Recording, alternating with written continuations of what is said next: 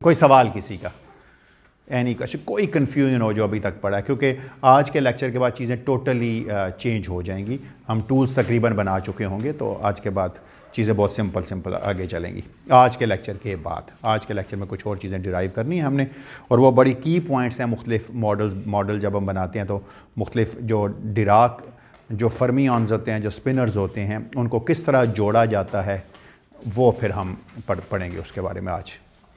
आपको पता है फ़िज़िक्स में हमने अभी तक जो चीज़ की थी, हमने ये कहा था कि गैमा मैट्रिसेस भी जब हम लॉरेंट्ज़ ट्रांसफॉर्मेशन करते हैं तो हम कहते थे कि साई अगर साई प्राइम में जाता है, यानी एक स्टेशनरी फ्रेम से मूविंग फ्रेम में जाते हैं फ़र्ज़ कीजिए हम, और साई प्राइम जो है वो एक्स प्राइम का फंक्शन है, और एक्स प्राइम क्या है, एक्स प्राइम मूविंग कोऑर्डिनेट का वो 4 वेक्टर है जो स्टेशनरी कोऑर्डिनेट से या जो यूनिफॉर्म वेलोसिटी से मूव कर रहे हैं। दोनों आपको पता है इसमें एक्सेलरेशन तो है नहीं रिलेटिविटी में, उससे रिलेटेड है। एक्स प्राइम म्यू हमने कहा था कि ये A mu nu X nu है, where A is a Lorentz matrix. A mu nu उसके एलिमेंट्स हैं, 4x4 का मैट्रिक है ये। तो हमने कहा था ये ए दो तरह की होती हैं transformations, depending upon the determinant. अगर +1 है तो ये प्रॉपर लॉरेंट्ज़ ट्रांसफॉर्मेशन है, और अगर -1 है तो ये इम्प्रॉपर लॉरेंट्ज़ ट्रांसफॉर्मेशन है। हमने कहा था इसके अलावा प्रॉपर लॉरेंट्ज़ ट्रांसफॉर्मेशन में ख़ास बात क्या है, प्रॉपर लॉरेंट्ज़ ट्रांसफॉर्मेशन में हम लोग बना सकते हैं उसको इनफाइटेसिमल ट्रांसफॉर्मेशन से, छोटे छोटे बहुत सारे हिस्सों को जोड़ें, that it means it is a continuous transformation. जबकि इम्प्रॉपर लॉरेंट्ज़ ट्रांसफॉर्मेशन, जिसका हम आज जिसको डिटेल से देखेंगे भी, मैंने कहा था कि वो डिस्क्रीट होंगी, वो शिफ्ट करेंगी 1 को -1 से, क्योंकि और कोई ऐसा वे नहीं है कि मैं डिस्क्रीटली 1 से -1 में कंटिन्यूसली जा सकूँगा विदाउट पासिंग फ्रॉम 0। जब 0 पे जाऊँगा तो कोई लॉरेंट्ज़ ट्रांसफॉर्मेशन नहीं रहेगी। ठीक है, तो ये मैंने कहा था कि इम्प्रॉपर की बात हम आज करेंगे। तो मैंने कहा था कि साई प्राइम, अगर साई प्राइम एक्स प्राइम जो है, अगर वो साई एक्स में जाता है विद द एस मैट्रिक्स, याद है ना आपको, और एस किसका फंक्शन है, लॉरेंट्ज़ मैट्रिक्स का, एस ऑफ ए था। फिर हमने ये पढ़ा था कि एस इनवर्स जो कि फंक्शन है ए का, gamma mu S A transforms as a Lorentz 4 vector, याद है ना आपको, A mu nu gamma nu आया था इससे। आज हम इस प्रॉपर्टी को यूज़ करके मुख्तलिफ चीज़ें बनाएंगे। फिर मैंने ये कहा था कि जो एस मैट्रिक्स है इनफाइटेसिमल ट्रांसफॉर्मेशंस के लिए, हमने ये देखा था कि उसमें जब हम बूस्ट करते थे तो 3 बूस्ट थे, और वो रिलेट हो जाते थे एक रोटेशन ओमेगा के साथ, जो कि 4 डायमेंशन के अंदर मैंने कहा था कि 6 रोटेशंस पॉसिबल हो सकती हैं, आप उसको सोच सकते हैं। एक्चुअली वो 3 बूस्ट हैं, और 3 जो हैं वो कन्वेंशनल 3 डायमेंशन रोटेशन थी, फाई से जिनको हमने रिप्रेजेंट किया था। तो मैंने कहा था कि आपको आप लोगों से जो डिस्कशन हुई थी इस बात पे हुई थी कि जो 3 डायमेंशन का रोटेशन है वो आई म्यू न्यू के अंदर भी शामिल है, क्योंकि उसमें 3 बूस्ट हैं और 3 स्पेशल रोटेशंस हैं। ये चीज़ हम कल कर चुके थे। मैंने आज इसका थोड़ा सी एक चीज़ का जिक्र करना है, और उससे मैंने फिर आगे चलना है। और मैंने कहा था कल लेक्चर को ख़त्म करते हुए, अगर आपको याद हो, तो हमने कहा था हम अब कंटिन्यूटी इक्वेशन को देखेंगे, याद है ना आपको।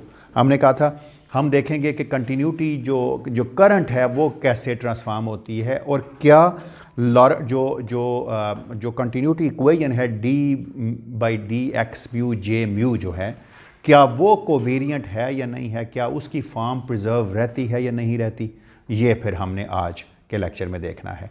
और इसके अलावा फिर इम्प्रॉपर लॉरेंट्ज़ ट्रांसफॉर्मेशन में एक चीज़ उससे पहले मैं करना चाह रहा था, वो ये था कि आपको याद है कि हमने कहा था कि इन जनरल आप लिख सकते हैं कि एस इनवर्सेस, क्योंकि एस इनवर्स हमेशा एस डैगर के बराबर नहीं था, याद है ना आपको। एस आर के लिए तो था शायद, एस एल के लिए नहीं था, याद है ना आपको। हमने कहा था कि एस आर इनवर्स जो है रोटेशन, जो स्पेशल रोटेशन थी, ये तो एस आर डैगर बराबर थे, लेकिन जो लॉरेंट बूस्ट था उसमें जो डैगर था वो इनवर्स के बराबर नहीं था। हमने कहा था एक जेनेरिक डेफिनेशन बना लेते हैं कि S inverse is gamma 0 S dagger gamma 0, ये ऊपर लिखें नीचे लिखें गामा 0, इससे फ़र्क नहीं पड़ता, याद है ना आपको। इसमें मैंने कहा था कि S can be S L या एस आर। अगर एस एल इनवर्स होगा तो एस एल आ जाएगा, एस आर इन्वर्स होगा तो एस आर डैगर आ जाएगा। लेकिन इस चीज़ को प्रूफ करने के लिए मुझे एक छोटी सी चीज़ ज़रा आप कर लेने दीजिए ताकि आपको अंदाज़ा हो जाए, जो मुझे आगे कई दफ़ा काम आएगी। आपको याद है इसमें सिग्मा आई जे शामिल था, याद है ना, एस आर में सिग्मा आई जे था। थोड़ा सा अगर आपको याद हो तो एस आर के अंदर जो चीज़ थी ना एक्सपोनेंशियल में, वो सिग्मा आई जे थी, और एस एल में जो चीज़ थी ना वो सिग्मा ज़ीरो आई थी, याद है ना आपको।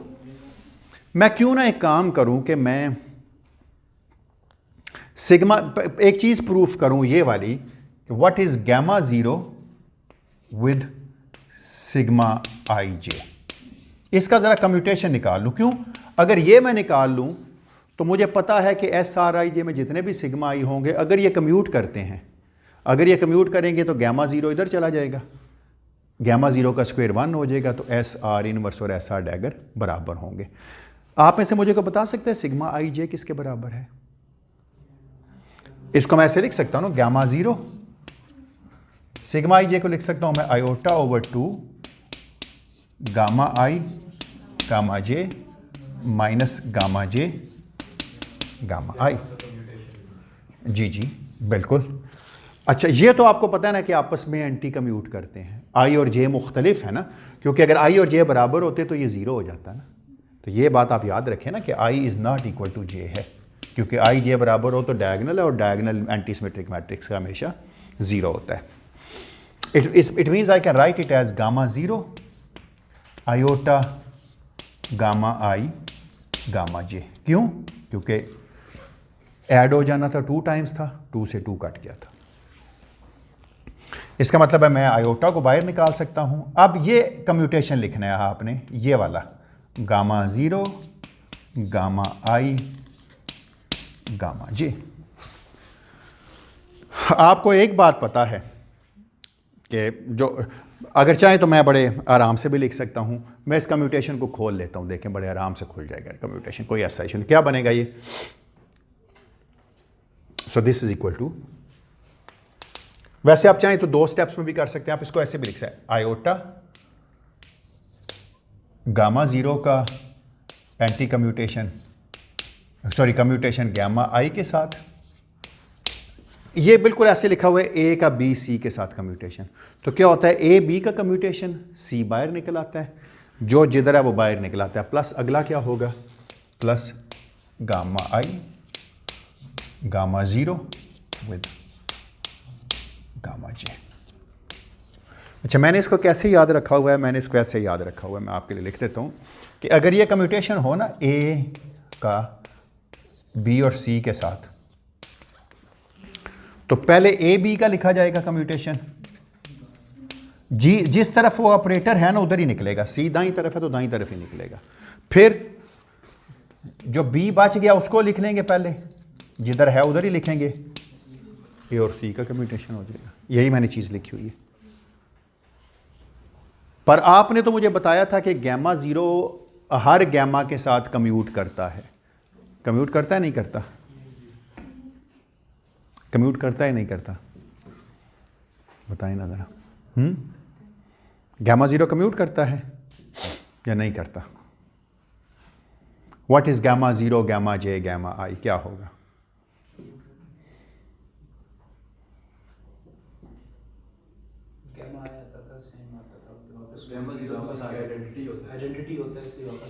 नहीं नहीं नहीं, गैमा ज़ीरो आइडेंटिटी नहीं होता ना। 1 0 0 माइनस 1 था, आइडेंटिटी नहीं होता। नहीं नहीं नहीं, लेकिन वो तो हाँ हाँ हाँ हाँ। अच्छा, ये बात ये कह रहे हैं ना, गामा ज़ीरो गामा जे, ये किसके बराबर है? ये बराबर है gamma zero gamma J minus gamma J gamma zero, इसी के बराबर है। लेकिन ये दोनों तो आपस में क्या करते हैं, एंटी कम्यूट करते हैं। So this is equal to 2 times, जिस मर्जी लिख लें, gamma zero, sorry gamma zero नीचे है यार, अच्छा चलिए इधर ऊपर लिखा तो इधर भी ऊपर ही, खैर कोई बात नहीं, इस बाद में नीचे लिख लेंगे। ठीक लिखा है या नहीं? इसका मतलब है ये क्या बन जाएगा, so this is equal to iota 2 times gamma 0 gamma I gamma j plus होगा ना, plus gamma i into 2 times gamma 0 gamma j. ठीक है ना मैंने, लेकिन ये तो एंटी कम्यूट करते हैं ना इसके साथ, तो माइनस साइन दे देगा ना। So it means this becomes 2 times 2 iota times gamma 0 gamma I gamma j, और ये minus gamma 0 gamma I gamma j which is equal to 0। क्यों, ये याद रखें ना, is always equal to 0। Anti commute करते हैं ना इसके साथ, तो क्या करेगा, जब ये इसके साथ एंटी कम्यूट करेगा माइनस साइन दे देगा, ये लिखा है, और ये दोनों बिल्कुल एक ही जैसे लिखे हो ना। कुछ गलत तो नहीं किया ना मैंने, कुमेल सब ठीक ही है। अच्छा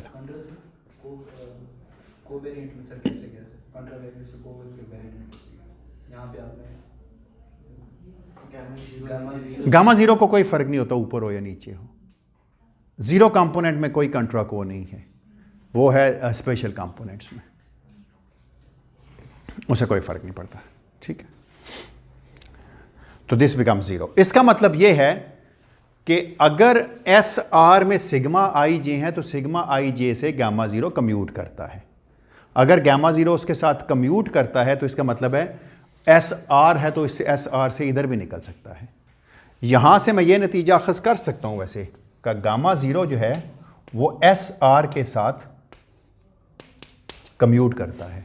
अगर ये इसके साथ कम्यूट करता है तो देखें S R inverse S R dagger के बराबर आ गया, लेकिन ये सिग्मा आई जे के 0 आई के साथ कम्यूट नहीं करता, उसके साथ नहीं करेगा, ये देखिएगा आप करके, तो उसके साथ ये एस आर डैगर और एस आर इनवर्स आपस में बराबर नहीं है। ठीक है जी, ये एक इंपॉर्टेंट चीज़ थी जो आज मुझे प्रूफ करनी थी। यहाँ कोई सवाल हो किसी का, तो ये मैंने एक जेनेरिक प्रॉपर्टी प्रूफ कर दी आपको गैमास की। बस इस कोर्स में गैमास की प्रॉपर्टीज़ यही हैं जो बाद में तो इनके साथ ही खेलना है हमने। अच्छा, आपको याद है कंटिन्यूटी इक्वेशन में हमने क्या लिखा था, रो लिखा था ना, आपको याद है हमने कहा था रो किसके बराबर है, रो था ना Sai dagger of x Sai of x, और किसी को याद है जे के किसके बराबर था, या जे म्यू किसके बराबर था, जो मर्जी बता दी, जे के किसके बराबर था, चले c times psi dagger of x, हाँ एल्फा था, याद है ना आपको, जे के इसी के बराबर था ना, अल्फा के इंडेक्स के ही है ना इसके ऊपर। और इन दोनों को हमने कहा था कि हम इसको कंबाइन लिख सकते थे नोटेशन में कि j mu of x is equal to c times psi dagger of x gamma mu. याद है ना आपको ये, क्यों, जे 0 क्या था, वो सी रो के बराबर था, और जे वेक्टर तो वही है जो ये लिखा हुआ है, याद है ना आपको। गैमा के जो था वो हमें पता है क्या डेफिनेशन थी गैमा के की। एक सिर्फ चीज़ मैं लिखना भूल गया हूँ, एक चीज़ गलत लिखी हुई है मैंने यहाँ पर, एक चीज़ कम लिखी है, वो जे हमें बताएगा कि क्या है। एक चीज़ सिर्फ गलत लिखी है यहाँ, वो है गामा 0 गामा के है, सॉरी गामा 0 गामा म्यू है। क्यों मैं कह रहा हूँ गामा 0 गामा म्यू है, इसलिए कि गामा 0 आपको याद है ना, बीटा अल्फा जो था ये गामा था ना, तो इसलिए गामा 0 गामा वेक्टर होगा, या इधर मल्टीप्लाई करेंगे तो अल्फा वेक्टर किसके बराबर आ जाता है, बीटा गामा वेक्टर के, तो तब ये डेफिनेशन बनेगी ना। क्योंकि अगर ये आई इंडेक्स होगा तो gamma 0 gamma I is alpha, तो एक गामा 0 लिखना भूल गया था, और ये बड़ा इंपॉर्टेंट है, अभी आपको इसका पता चलेगा क्यों इंपॉर्टेंट है ये। चले जी, आप में से मुझे कोई ये कैलकुलेट करना सिखा सकता है, सोच के बताइए। चले आज मैं आपसे पूछूंगा j prime mu prime x prime सबसे पहले तो डेफिनेशन लिखवाएं ना, क्या होगी, सारे जो डैगर हैं इनके ऊपर प्राइम आ जाएगा और हर एक्स के ऊपर भी एक्स प्राइम आ जाएगा। गामा ज़ीरो, इनमें तो कोई स्पेस टाइम डिपेंडेंस नहीं है, गामा ज़ीरो गामा म्यू में, और ये क्या बन जाएगा, साई प्राइम एक्स प्राइम। चलें जी, अब आप बताएं साई डैगर किसके बराबर है? एस सप्लाई होगा तो साई डैगर क्या बन जाएगा, चलो बताओ ना। ये है ना, बिल्कुल ठीक कह रहे हैं आप ये कह रहे हैं कि साई प्राइम जो है बेसिकली वो एस साई के बराबर है, बिल्कुल ठीक है।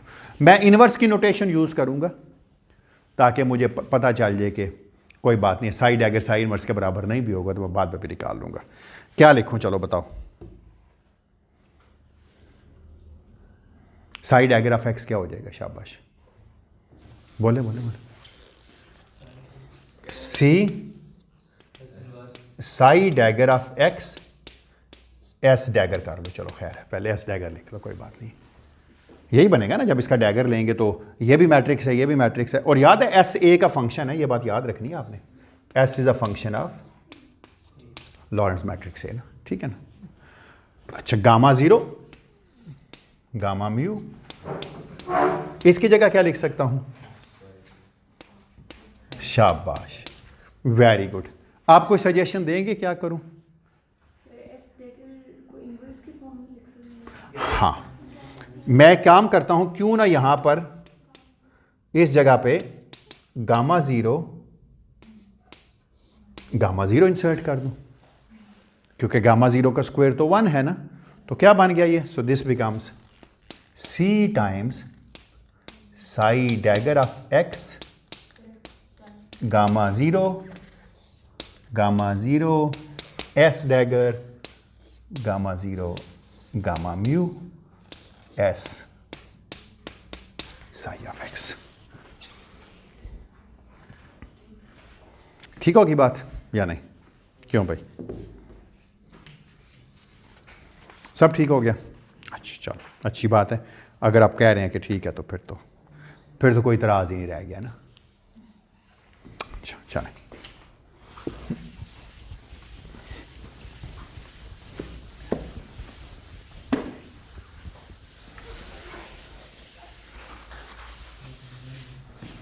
ये क्या लिखा हुआ है, एस इनवर्स लिखा हुआ है, बिल्कुल ठीक है। तो इसका मतलब है j mu prime x prime is equal to c times psi dagger of x gamma zero S inverse gamma mu S. ओहो, ये तो बड़ी अजीब सी बात बन गई ना। आप क्या करूं, आप भी कोई सजेशन दें।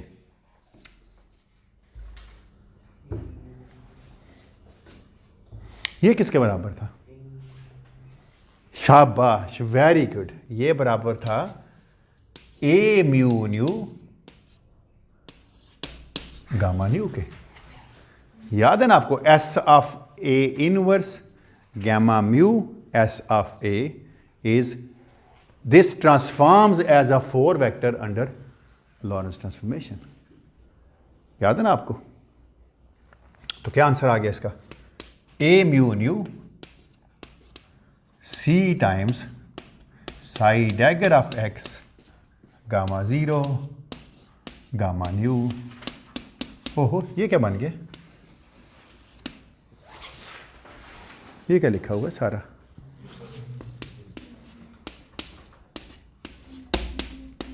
इसकी कोवेरियंस प्रूफ नहीं हो गई कि है तो ये इसके बराबर लेकिन साथ में, so this transforms as a, so this transforms as a 4 vector. ठीक है ना, क्यों, क्योंकि ये डेफिनेशन जो थी ना, gamma zero S dagger gamma zero, इसको कोई इंटरेस्ट नहीं था चाहे आप लॉरेंस बूस्ट करते या आप रोटेशन करते, क्योंकि ये हमेशा एस इनवर्स के बराबर ही थी। ठीक है ना, तो इसलिए this transforms as a 4 vector under Lorentz transformation, और साथ ही उसने अपनी शेप भी बरकरार रखी है, वही रहा है c psi dagger gamma zero gamma psi, वही रहा है। क्लियर बात या नहीं? कोई क्वेश्चन? क्यों भाई, थोड़े परेशान हो गए हो? फिजिकल मीनिंग से दोबारा बता दें इसका, जो भी आप कह रहे थे कि जस्ट ट्रांसफॉर्म फ्रॉम, इसकी कौन सी चीज़ से चेंज नहीं हुई, जस्ट हम कह रहे हैं कि ये फोर्थ फैक्टर में चेंज हो गया। पहले तो बात है, जे की शक्ल नहीं बदली ना, जे की शक्ल नहीं बदली ना। हर वो चीज़ जो इस तरह ट्रांसफॉर्म होती थी ना, वो एक 4 वेक्टर होता है ना। तो ये ऐसे एक्स प्राइम म्यू की जगह जे प्राइम आ गया है, ए म्यू न्यू और इसकी जगह जे न्यू आया ना। तो इसका मतलब ये है कि कंटिन्यूटी कोई के जो करंट है आपका, this is a 4 current. 4 current का एक जीरोथ कंपोनेंट है। जीरोथ कंपोनेंट क्या है? वो सी टाइम रो है। अगर रो आप चार्ज डेंसिटी मान लेते तो ये चार्ज डेंसिटी थी, otherwise rho is a probability density. हमने प्रोबेबिलिटी डेंसिटी कहा था और कहा था यही वो चीज़ है जो डिराक की कोई इनका एक कॉन्सिक्वेंस था कि it is a positive definite. ठीक है, अच्छा इसके बारे में फिर आपका क्या ख्याल है? इसके बारे में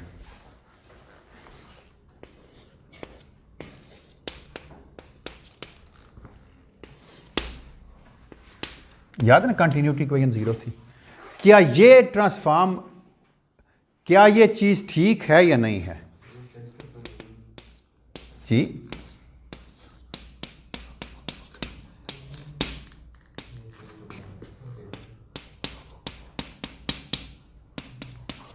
आप साबित कर सकते हैं कि ये ठीक है बात? आप साबित कर सकते हैं ये बात कि ये ठीक है? क्योंकि आपको पता है ना D by D x prime mu कैसे ट्रांसफॉर्म होता था। ए नीचे म्यू आता था, ऊपर म्यू आता था। जबकि ये किस तरह ट्रांसफॉर्म हो रहा है? ए म्यू और अल्फा से। तो ये डेल्टा म्यू अल्फा बन जाएगा, तो ये इनवेरिएंट रहेगा ना। साबित कर, प्रूफ कर लेंगे इसको या नहीं कर सकेंगे? मैंने कराया हुआ है पहले आपको एक चीज़ इस तरह की, क्योंकि ये ट्रांसफॉर्म होगा D by D x prime mu जो है ना। कुछ चीज़ें अब आप याद रख लें कि अगर ये चीज़ लिखी होती ना, अच्छा चलें, D by D x prime mu J prime mu ex prime, ये किस तरह ट्रांसफॉर्म होगा, सवाल ये पैदा होता है। मैं क्विकली आपको कर देता हूँ, मैं ज़्यादा एक्सप्लेन नहीं करूँगा क्योंकि ज़रूरत नहीं है मुझे इतनी डिटेल में जाने की। मैंने बताया हुआ है कि D by D x prime mu कैसे ट्रांसफॉर्म होता है, याद है ना आपको? याद है, मैं डेरिवेटिव लेके बताया था दोनों तरफ चेन रूल लगा के। तो ये किसके बराबर आता है? This is equal to, so this is equal to, हाँ ये वाली चीज़, this is equal to A mu alpha d by D x alpha, और ये किसके साथ ट्रांसफॉर्म हो रहा है? A g a mu nu J nu of x. तो ये तो नंबर्स है ना, इनमें तो कोई स्पेस टाइम डिपेंडेंस नहीं है। तो a mu alpha a mu nu d by D x alpha j nu of x, और ये किसके बराबर था? This is alpha g alpha nu. तो ये क्या करेगा? हर अल्फा को न्यू बना देगा। This you can proof, this you can always prove now, ठीक है ना, क्योंकि जी हर रिपीटेड इंडिसेस हैं, ये हर अल्फा को कॉन्ट्रैक्ट करेगा और उसकी जगह न्यू लिख देगा। This you can do now. तो इसका मतलब है ये अपनी शेप नहीं बदलेगा। So this is equal to D by D X nu J nu of X. So invariant है ये। इसका मतलब ये है कि 2 4 वेक्टर का ये जो प्रोडक्ट है ये स्केलर प्रोडक्ट है। क्यों? इसमें 2 चीज़ें छुपी थी ना, आपको याद है ना, इससे ही तो आपने बनाया था D rho by D T minus del dot J is equal to 0, यही तो आपने बनाया था ना यहाँ से, याद है ना आपको? तो डी बाई डी टी भी ट्रांसफॉर्म होगा, डेल भी ट्रांसफॉर्म होगा, करस्पॉन्डिंगली रो और जे उनका उलट ट्रांसफॉर्म हो गए तो नेट ट्रांसफॉर्मेशन कैंसिल हो जाएगी। लेकिन ये तरीका है प्रूफ करने का, जो प्रॉपर तरीका है इसको प्रूफ करने का वो ये है। ऐसी बहुत सारी चीज़ें पेपर में आपको करनी पड़ेंगी, ठीक। अच्छा चलें, एक आखिरी चीज़ रह गई थी, क्यों ना कि बार बार हमें अजीब सा नहीं लगता लिखना, साई डैगर गैमा 0, याद है ना? जे में क्या था? Psi dagger gamma 0। Let's define, ताकि आपको एक चीज़ बनती नज़र आएगी। Let's define psi dagger gamma 0 as psi bar, and this bar is known as as known as adjoint, इसको कहते हैं एडजॉइंट स्पिनर। क्यों? पहली तो बात है, आप में से कोई मुझे बता सकता है कि ये कॉलम मैट्रिक्स होगा या रो मैट्रिक्स होगा? रो होगा। क्यों? ये साई जो है ये 4/1 का मैट्रिक्स है, तो ये 1/4 का मैट्रिक्स ये होगा, जबकि गैमा जो है ये 4/4 का मैट्रिक्स है। और ये दोनों मिलके आपस में क्या बनाएंगे? 1/4। जब ये मिलके 1/4 का मैट्रिक्स बनाएंगे दोनों, ये वाली चीज़ मिलके 1/4 का मैट्रिक्स बना रही है, और ये क्या बना रही है? गैमा क्या है? 4/4 का मैट्रिक्स है, और ये साई क्या है? ये अगेन 4/4 है, तो ये 4 ख़त्म हो गया, सॉरी 4/1 का था, तो ये 1/1 का मैट्रिक्स एक नंबर बन गया है। तो J is a number in that sense के नॉट अ मैट्रिक्स। नंबर नहीं कहना चाहिए मुझे, इट्स नॉट अ मैट्रिक्स। इसका मतलब है अब आप साई बार और साई को जोड़ के कई चीज़ें बना सकते हैं जो कि मैट्रिसेस नहीं होंगी, और वो मैं बनाऊंगा आज।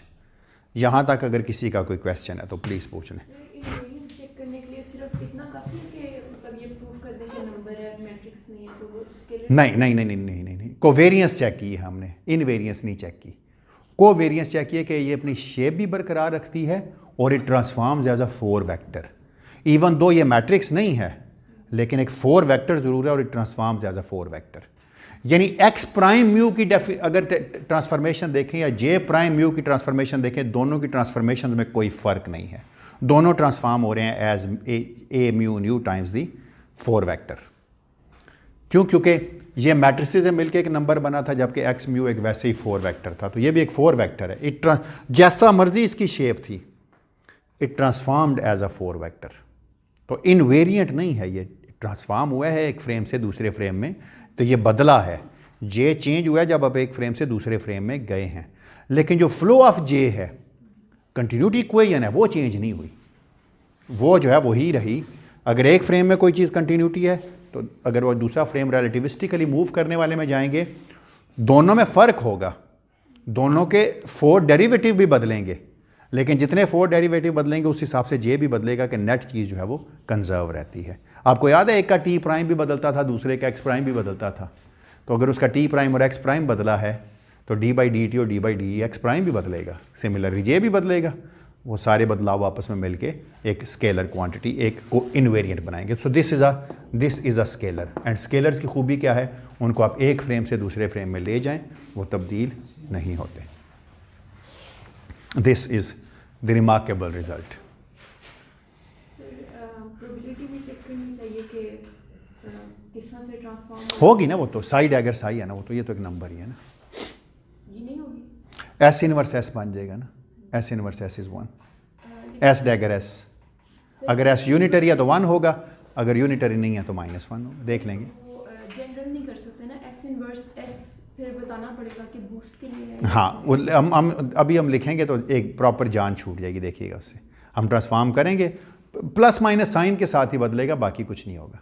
सिर्फ S for S dagger S अगर लिखेंगे तो डिटर्मिनेंट से ही फ़र्क पड़ रहा है, या तो +1 हो सकता है या -1 हो सकता है, या तो माइनस साइन आएगा या प्लस आएगा, तो कोई बात नहीं उससे है। हम आते हैं इस पे, इस चीज़ को करेंगे। कोई क्वेश्चन यहाँ तक किसी का हो तो? क्यों भाई? कमेल, कोई सवाल किसी का यहाँ तक प्लीज़? आपका भाई कोई सवाल नहीं? समझ आ गई या नहीं?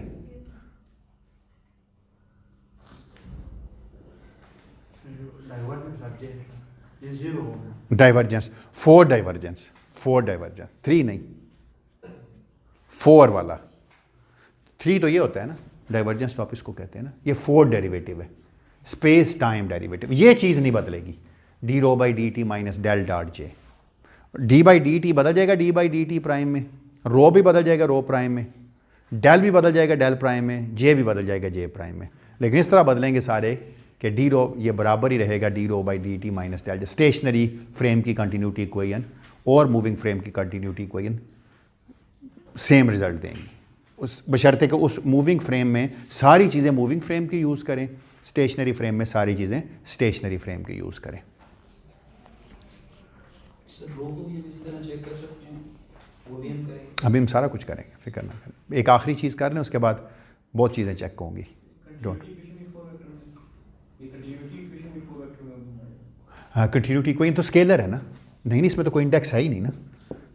जब कोई इंडेक्स नहीं है तो स्केलर है। 4 वेक्टर तो वो होता है जिसके पास एक फ्री इंडेक्स होता है, ठीक है, तो ये इज अ स्केलर। सामने लिखी हुई इसके अकॉर्डिंग तो ये जो हम अलग डील कर रहे हैं उसको 3 वेक्टर्स में, और इसको अलग डील कर रहे हैं लाइक अगर टाइम में से देखें तो प्रोबेबिलिटी को, रो को, तो हम इसको 4 में चेंज कर रहे हैं। लाइक एक तो हमने कर लिया जे के लिए कि 4 वेक्टर्स के बन सकते हैं, और वो स्केलर जो है वो डील करेंगे।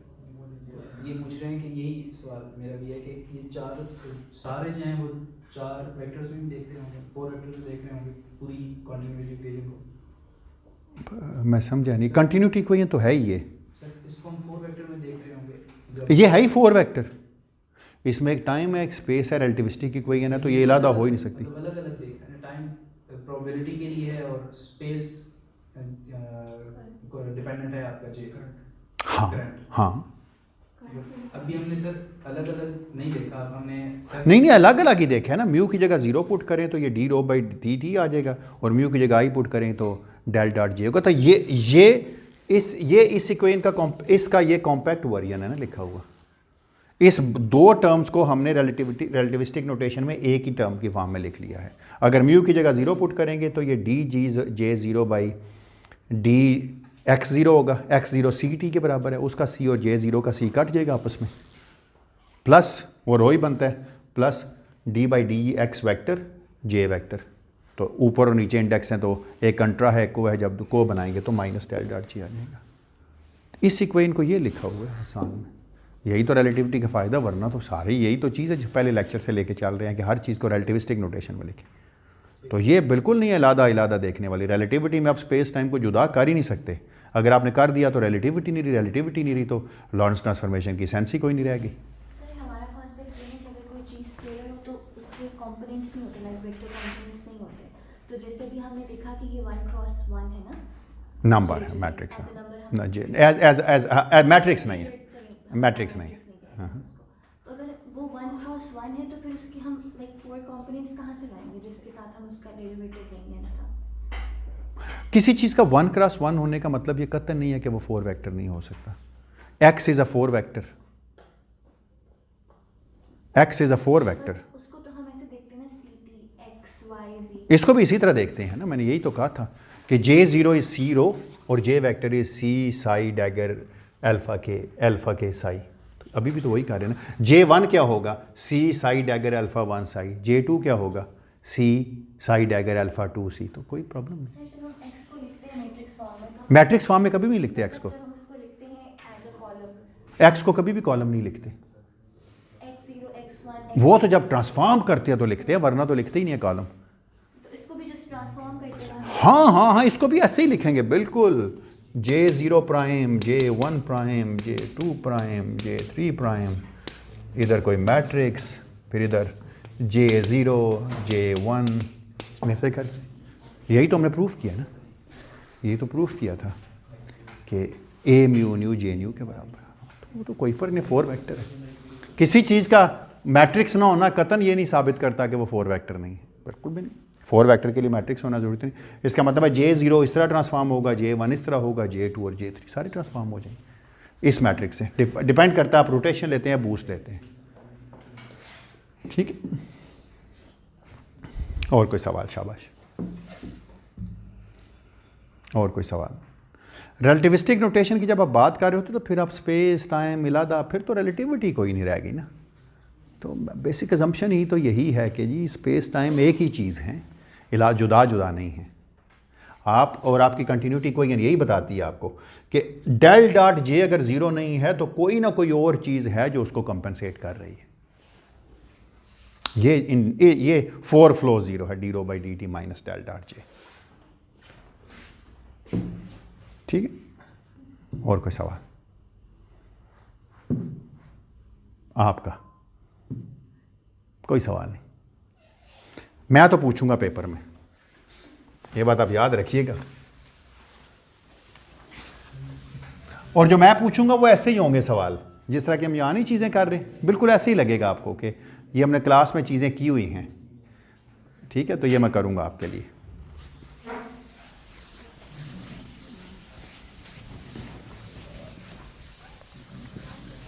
टेस्ट अगले वीक रखा हुआ है ना आपने,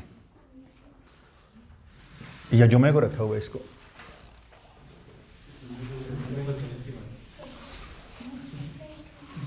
कब है रखा हुआ टेस्ट?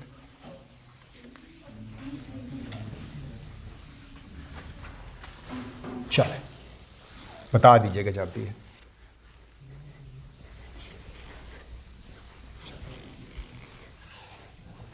ये आज तक के लेक्चर के बारे में होगा, ठीक है ना?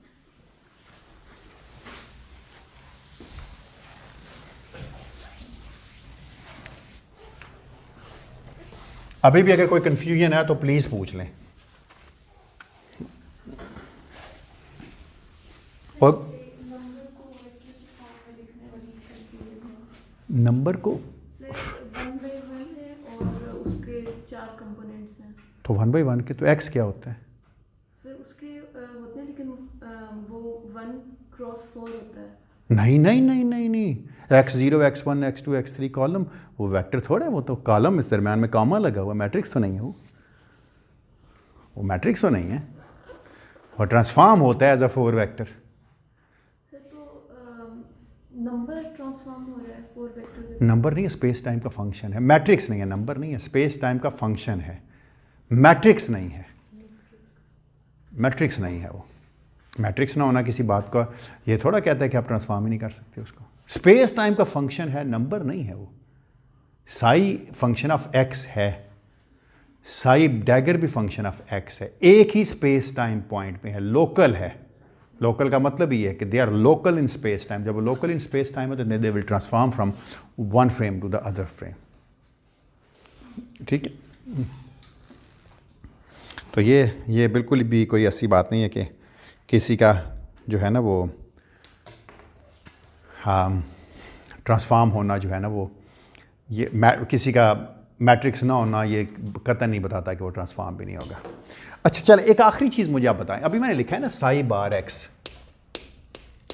किसके लिखकर लिखा था? Psi dagger x. ये मैं अब आखिरी दफ़ा एक्स लिख रहा हूँ, अंडरस्टूड होगा कि अब ये एक्स का फंक्शन है। आप में से मुझे कोई बता सकता है फॉर प्रॉपर लॉरेंस ट्रांसफॉर्मेशन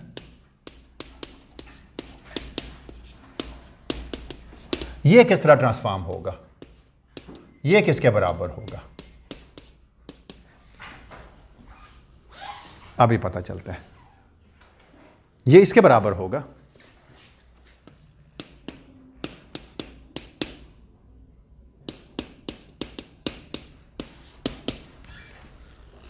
इसी के बराबर होगा ना। ये किसके बराबर है? ये बराबर है ना Sai dagger x S dagger gamma 0। अच्छा, अब आपको पता है ना, मैं इसको लिख सकता हूं वैसे भी कि दिस इज साई डैगर शाबाश गामा 0 एस डैगर गामा 0। ये किसके बराबर है? एस इनवर्स के बराबर है ना। सो this becomes Sai bar which is a function of x S inverse. Proper नहीं होगा तो कोई बात नहीं है, प्लस माइनस साइन आ जाएगा। खैर, तो ये तीनों लूप बूस्ट के लिए और रोटेशन के लिए इसी के बराबर है। तो अब आपसे कोई पूछे साई बार कैसे ट्रांसफॉर्म होता है, तो आपने आंखें बंद करके कहना है इस गो psi bar S inverse a proper Lorentz transformation. तो ये एक आखिरी चीज़ थी जो मैंने इससे रिलेटेड प्रूफ करनी थी, प्रॉपर लॉरेंस ट्रांसफॉर्मेशन से रिलेटेड। अच्छा, अब मैं बात करूंगा थोड़ी सी दूसरी जो इम्प्रॉपर रह गई हैं, जिनमें डिटर्मिनेंट -1 हो सकता था। तो लेट्स टॉक अबाउट द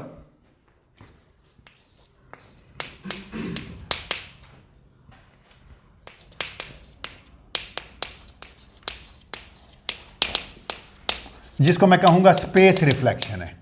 क्योंकि अगर आपको पता है ना, अगर स्पेस रिफ्लेक्ट हो तो एक्स वेक्टर किस में चेंज हो जाएगा? -x वेक्टर में, और टाइम जो है वो नहीं बदलेगा। आपने स्पेस पूरी रिफ्लेक्ट कर दी, आर वेक्टर को -r वेक्टर से बदल दिया है, टाइम नहीं बदला। टाइम ट्रांसफॉर्मेशन भी हम देखेंगे, टाइम रिवर्सल भी, जिसमें स्पेस नहीं बदलेगी, टी जो है वो -t में बदल जाएगा। ऐसा क्यों होता है? क्यों ये चीज़ें पढ़ते हैं? आपको पता है कि न्यूटन के कानून के अंदर F is equal to the is basically D P by D T है। P है मास इनटू द वेलोसिटी के साथ। इसका मतलब यह है कि अगर आप वेलोसिटी का साइन बदलते हैं और T का साइन भी बदलते हैं तो आपके पास जो न्यूटन का कानून है वो उसी फॉर्म में रहता है। यही बात है ना।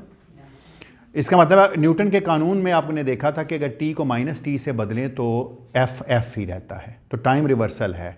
यानी अगर एक किसी चीज़ पे माजी में कोई फोर्स लगी है तो अगर वो यूनिफॉर्म, अगर उसमें कोई रेजिस्टिव फोर्स नहीं है तो वो उसी फोर्स जो उस पर लगाई गई थी उसी तरह ही मूव करता रहेगा, हमेशा उस फोर्स को बरकरार रखेगा। अभी देख के माजी में बता सकते हैं और अभी देख के मुस्तकबिल में बता सकते हैं, क्योंकि आप T को -T भी बदल लें तो कोई फ़र्क नहीं पड़ता।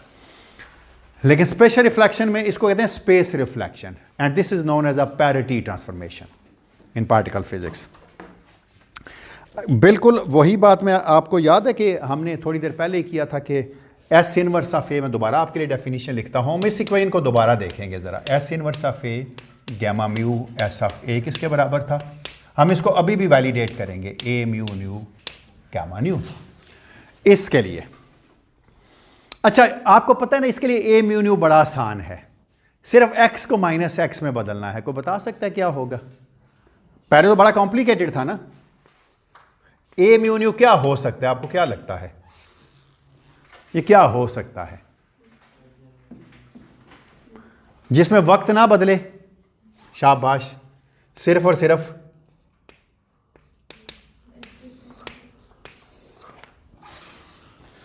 यही हो सकता था ना। क्यों?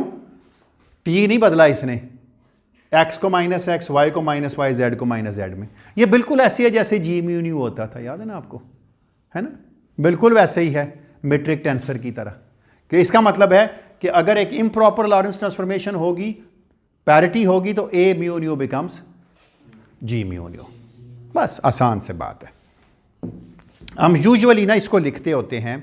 अच्छा, थोड़ी सी ब्योर्कन एंड ड्रेल की नोटेशन थोड़ी सी ना डिफरेंट है। वो कहता है कि आप बेहतर है इसको आप ऐसे ही लिख लें, जी न्यू म्यू। मैं इस तरह करता हूँ, इसको जी बार लिख लेता हूँ आपके लिए, ताकि पता चल जाए। ये बार लिखने का मतलब ये है कि ताकि पता चल जाए ये इम्प्रॉपर लॉरेंस ट्रांसफॉर्मेशन से आ रहा है। ठीक है ना, कि बार का मतलब ये है कि ये 1 - 1 है, जी म्यू न्यू ही है, लेकिन जस्ट मैं इसको डिफ्रेंशिएट करने के लिए थोड़ा सा काम कर रहा हूँ, इस तरह लिख रहा हूँ ताकि स्पेशल रिफ्लेक्शन का नज़र आए आपको जब भी ये लिखा देखे। अच्छा, वो इसका मतलब है एस को मैं फिर क्या लिख सकता हूँ? मैं लिख सकता हूँ ना कि एस इनवर्स। अच्छा, इसमें एस को ना डिनोट करते हैं with, so for this let's denote S as P for parity. P से लिख लेते हैं इसको। तो इसका मतलब है ये डेफिनेशन क्या बन जाएगी? P inverse gamma mu P is equal to A mu nu की जगह मैंने क्या कहा था आपको? क्या लिखने? G bar nu mu gamma mu. देखिए बार इसलिए लिखा कि म्यू दोनों ऊपर आ रहे हैं ना, ताकि चीज़ें डिफरेंट लगे, वरना तो आपको पता है एक ऊपर एक नीचे लिखते थे हम। अगर मैं प्रॉपर मेट्रिक लिखता तो मैं लिखता G mu nu gamma mu, लेकिन कोई बात नहीं है, बाहर लिख लिया तो इसका मतलब है ये ए म्यू न्यू ही लिखा है मैंने। ट्राई कर लें, देखते हैं कि ये ठीक है या नहीं है। अच्छा, अब ना हम एक हमेशा, आपको याद है अभी तक हमने जब आज से पहले पढ़ा था प्रॉपर लॉरेंस ट्रांसफॉर्मेशन को, तो हमने आई की एक यूनिक चॉइस ली थी, आपको याद है ना? 0 -1 -0 -0 -1 -1 0 और बाकी सारे 0 थे, स्क्वायर मैट्रिक्स जो बाकी बन जाते थे। हमने क्या कहा था उसको कि वो लॉरेंस बूस्ट है। सिमिलरली जब हमने z एक्सिस के लॉन्ग रोटेशन ली थी तो x और y बदले थे, z चेंज नहीं हुआ था। तो x और y जो बदले थे वो किस तरह बदले थे? cos phi sin phi minus sin phi cos phi। बिल्कुल वही काम यहां पर मैं करता हूं। लेट मी अस्यूम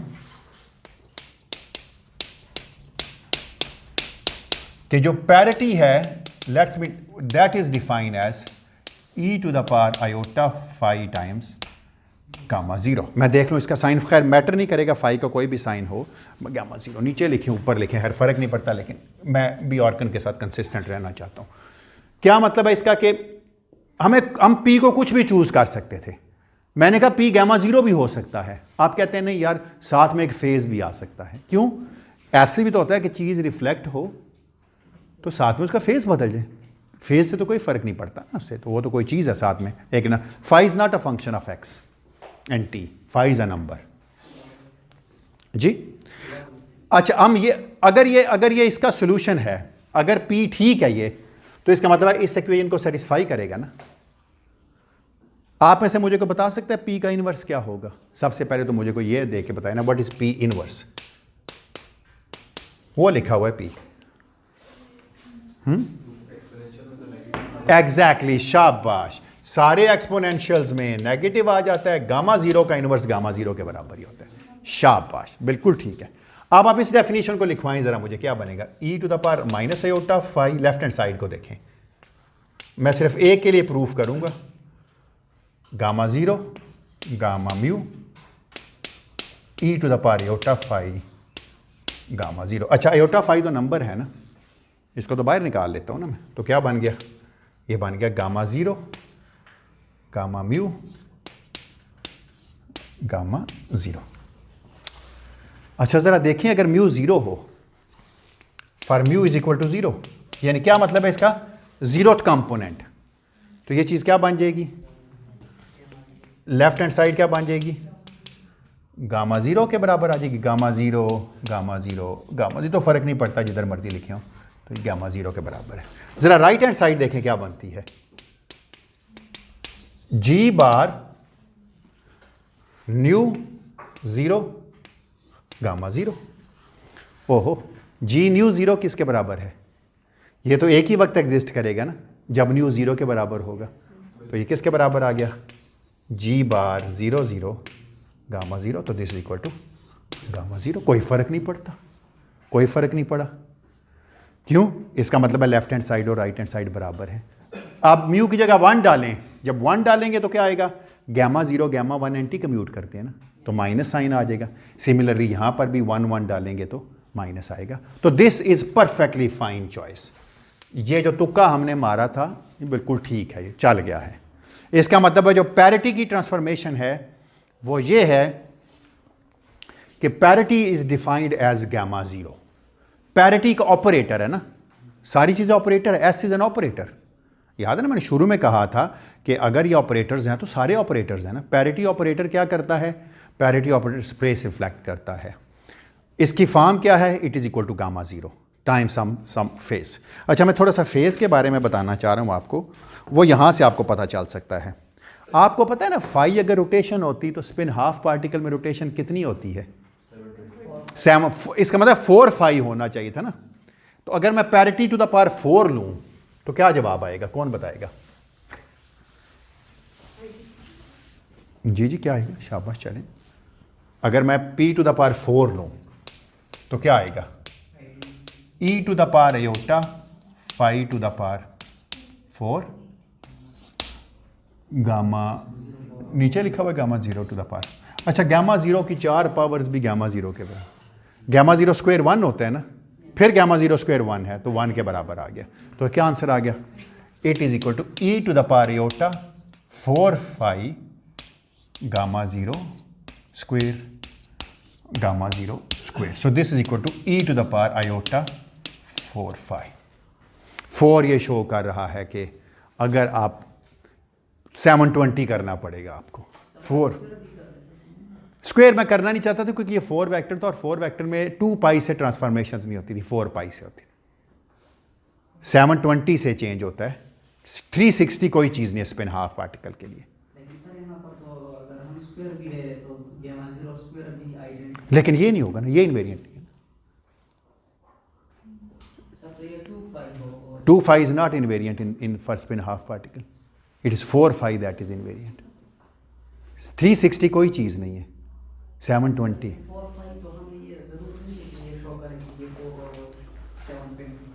नहीं कुछ भी अब मैं डालूंगा मल्टीपल ऑफ 4 ही होगा ना, कोई भी डालूं मल्टीपल ऑफ 4 ही चाहिए ना मुझे। मैं सिर्फ ये इंश्योर कर रहा हूं कि मल्टीपल ऑफ 4 जरूर होगा वो। अगर 2 पाई होगा, अगर 2 पाई होगा, कुछ भी होगा तो मल्टीपल ऑफ 4 मुझे चाहिए हर दफा। लेकिन अगर 2 पाई है और हम मल्टीपल ऑफ 2 भी कर रहे तो भी उससे 4 पाई ही आता है नहीं, लेकिन 2 की कोई सेंस ही नहीं ना यहाँ। या टू एंगल रोटेशन 2 पाई की कोई चीज़ ही नहीं है, वो इनवेरिएंट इनवेरिएंट 4 पाई से आता है। पी स्क्वेयर, अच्छा अगर आप कहते हैं मैं पी स्क्वेयर्ड भी लिख लूँ तो मैं लिख सकता हूँ e to the power iota 5 pi, तो मैं कह सकता हूँ कि p की 2 वैल्यू हैं, ठीक है मैं वो कर लेता हूँ। चलें, it means my p squared is 1, so this implies p is equal two plus minus 1। 4 5 is always equal to 1, so p squared is 1, p squared is 1 is p is plus minus 1। Sir लेकिन ये जो 4 है ये तो नीचे आना चाहिए, क्योंकि अगर हम फिर 4 पाई रोटेशन कर ले वही कुछ नहीं यार, 4 pi, phi is an angle, phi can be changed from phi to phi plus 4 pi। नीचे क्यों आना चाहिए इसको? सर क्योंकि उधर भी आएगा नीचे। इससे इनवेरिएंट होता है ये, और किसी चीज से इनवेरिएंट नहीं होता ये। This is not invariant, this is not invariant. 720 से इनवेरियंस है ही नहीं। नीचे 4 क्या करना है रख के हमने, नीचे तो 4 आ ही नहीं सकता ना। इसका मतलब है फेज के साथ 2 वैल्यू आ सकती हैं, अगर इसका कॉज फाई है या साइन फाई है। इसका मतलब है पी की 2 वैल्यूज हो सकती हैं, या तो पैरिटी की वैल्यू प्लस माइनस 1 हो सकती है, या पैरिटी की वैल्यू प्लस माइनस आयोटा हो सकती है। क्यों? अगर साइन है तो प्लस माइनस आयोटा है जो आप कह रहे हैं, अगर कॉज है तो प्लस माइनस 1 है। जैसे पैरिटी की 2 वैल्यू हो सकती हैं, प्लस 1 है या माइनस 1 है, लेकिन मेजरमेंट जब भी हम करेंगे पी स्क्वेयर्ड से ही करेंगे, 2 आएंगे ना, क्योंकि पी इनवर्स अगर माइनस आयोटा है, पी आयोटा है, दोनों मिलकर ख़त्म कर देंगे। सिमिलरली अगर 1 है माइनस 1 है, दोनों मिलकर ख़त्म करेंगे। मैं पैरिटी ट्रांसफॉर्मेशन अभी करूँगा मुख्तलिफ चीज़ों की। हम यहाँ सिर्फ कन्वेंशन ये बताने की थी अज़र के 2 कोई चीज़ नहीं है। गामा मैट्रिसेस के लिए हम ये कहते हैं कि 2 पाई की रोटेशन हमें ओरिजिनल चीज़ नहीं देगी, लेकिन 4 पाई की ज़रूर देगी। सर हम इसका सोच सकते थे ना कि ये जो p है इसको 5/2 लिखते और नहीं क्यों लिखते हम, क्यों कॉम्प्लिकेट करते 5/2 लिखने? क्योंकि अगर 5/2 और 5/2 को दोनों को ऐड करें तो उससे कंप्लीट रोटेशन 5। नहीं, बिल्कुल भी नहीं। If 5 become π/2 your real part is gone. फिर तो मैं 5/4 भी कर लेता, तो मुझे क्या रोक सकता था? फिर मैं π/4 भी कर सकता था। सिर्फ और सिर्फ बताने का मतलब है जो मर्जी फेज हो, you can always redefine your phase, you can always redefine it. You can define 5/2 as 5 prime, doesn't matter, कोई फर्क ही नहीं है उसके लिए, हमेशा लिख सकते हैं आप उसको ऐसे। कोई ज़रूरत नहीं अपने आप को मैं लिखूँ इसको, अगर मैं लिखूँ इसको आयोटा 5/2 लिखने का मतलब यह कि मैं तो हाफ एंगल फेस चाह रहा हूँ कि आए, जबकि मैं तो नहीं चाहता कि ये आए ना, मैं तो नहीं चाहता, मैं तो 5 को एक इंटीजर मल्टीपल रखना चाहता हूँ किसी भी चीज़ का। तो मुझे कोई ज़रूरत नहीं पड़ी, मैं 5/2 डिफाइन करूँ, उसको 5 प्राइम कर लो तो e to the power iota 5 prime आएगा। मैं इसको मैं पी स्क्वेयर्ड कैलकुलेट करता, P squared is equal to e to the power iota 2 into 1। e to the power iota 2 can be +1 -1, जो भी होता। अगर +1 होता तो पी स्क्वेयर की वैल्यू 2 होती, p की वैल्यू होती +-1, और अगर -1 होता तो p की वैल्यू होती + आयोटा। तो मैं p4 से p स्क्वेयर तो हमेशा बना सकता हूँ, इसलिए तो मैंने p स्क्वेयर लिखा था यहाँ पे। p स्क्वेयर से मैं फिर p बनाता हूँ, तो मैंने कहा 2 वैल्यूज़ हो सकती हैं उसकी, या तो +-1 हो सकती है या +- आयोटा हो सकती है। फेज़ आपके अपने कंट्रोल की चीज़ है, कोई मसला नहीं है। मैं 4 से 2 पे आया, 2 से 1 पे गया। अब no this p4 is my 1 या -1। p स्क्वेयर कैन बी 1 और -1। p4 से देखें ना, p स्क्वेयर कैन बी +-1, तो या तो ये +-1 हो सकता है या + आयोटा हो सकता है। ये मैं बात इसलिए मैंने बनाया था। ये p स्क्वेयर से बनाता तो मुझे ना पता चलता कि आयोटा भी आ सकता है नहीं आ सकता। तो you can change the phase with iota also, यानी p हो सकता है iota e to the power iota 5 gamma 0 भी हो सकता है, और +1 भी हो सकता है, माइनस आयोटा भी हो सकता है, और -1, यानी साथ में कोई भी चीज़ मल्टीप्लाई हो सकती है। जी कम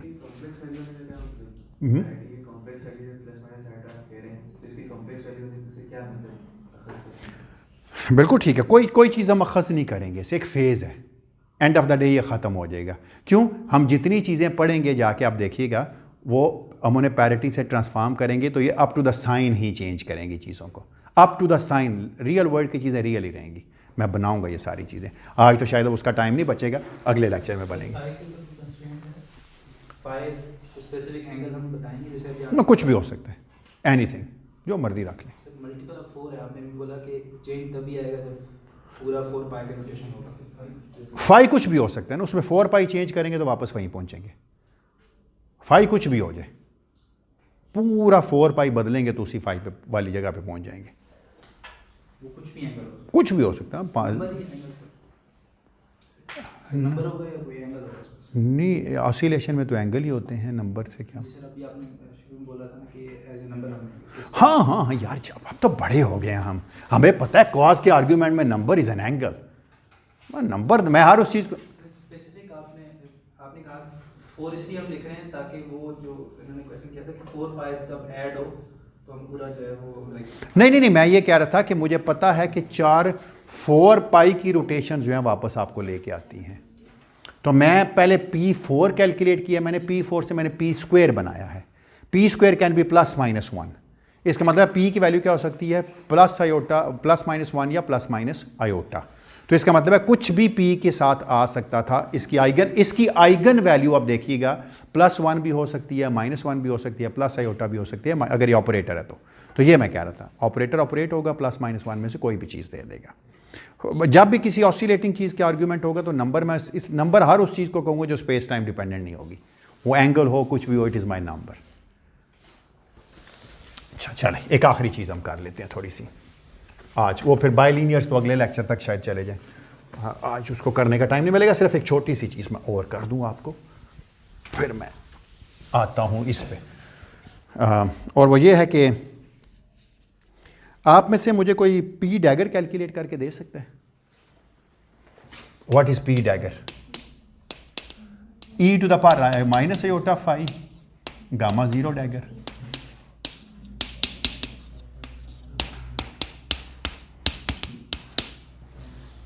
तो ये क्या चीज़ बनी है?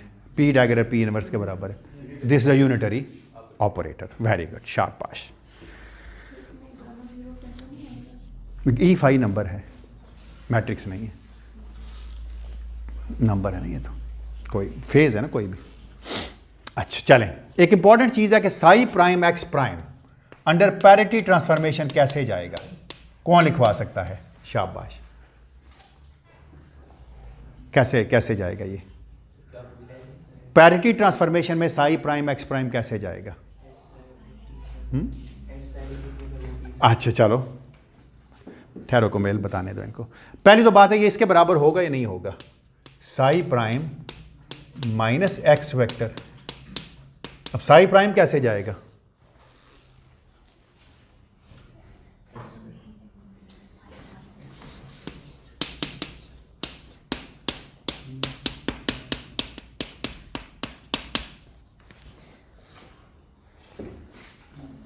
बिल्कुल ठीक हो गया ना, यही तो पैरिटी, इसी की तो पैरिटी ट्रांसफॉर्मेशन ये थी ना, e⁻⁵ गामा 0। पैरिटी ऑपरेटर है ही यही, इसका मतलब है हर x को -x में, तो under parity transformation psi prime x prime goes to P psi. ये बात अब याद रखें, psi prime x prime goes to P times psi of x। P क्या e⁻⁵ है। अभी ठहर जाएं, एक चीज़ मुझे छोटी सी आपने बतानी है। बियॉर्कन ने एक स्टेटमेंट लिखी है छोटी सी, वो कहता है कि अगर आप नॉन रिलेटिविस्टिक लिमिट में देखें साई को, तो पैरिटी की पॉजिटिव एनर्जी के लिए आइगन वैल्यू +1 है और नेगेटिव एनर्जी के लिए आइगन वैल्यू -1 है। आप मुझे साबित, या +-1 है, चलें कुछ भी हो सकती है। आपको याद है 4 सॉल्यूशंस थे ना, वो क्या थे? पॉजिटिव एनर्जी सॉल्यूशंस याद है आपको क्या थे? Non relativistic positive energy solutions क्या थे? किसी को याद है? Psi 1 is equal to e⁻⁻i mc²/h। शाबाश। काई 1 और 0 है ना, काई 1 क्या था? 1 0 था। सिमिलरली ये साई 1 है ना, साई 2 क्या था? e⁻⁻i mc²/h। इसके साथ t भी था, t काई 2 और 0। शाबाश, वेरी गुड। आप में से मुझे को बता सकता है कि अगर मैं p टाइम्स साई 1 लिखूं तो क्या आएगा? अंडर पैरिटी ट्रांसफॉर्मेशन में अगर देखूँ तो साई को e to the power iota 5 phase है, उसको 1 चूज कर लें, अपनी मर्जी से उसको बेशक 1 रख लें। इसको मैं लिखता हूँ ना e टू द पावर, इसकी वैल्यू जो मर्जी रखें आप। क्या वैल्यू आएगी इसकी? साई 1 की जगह क्या लिख सकता हूँ? गामा 0। साई 1 की जगह क्या है? काई 1 0 e टू द पावर। तो क्या आंसर आएगा? गामा 0 काई 1 किसके बराबर है? कौन बताएगा? व्हाट इज गामा 0 काई 1? गामा 0 काई 1 ये किसके बराबर है? गामा 0 किसके बराबर है? 1 0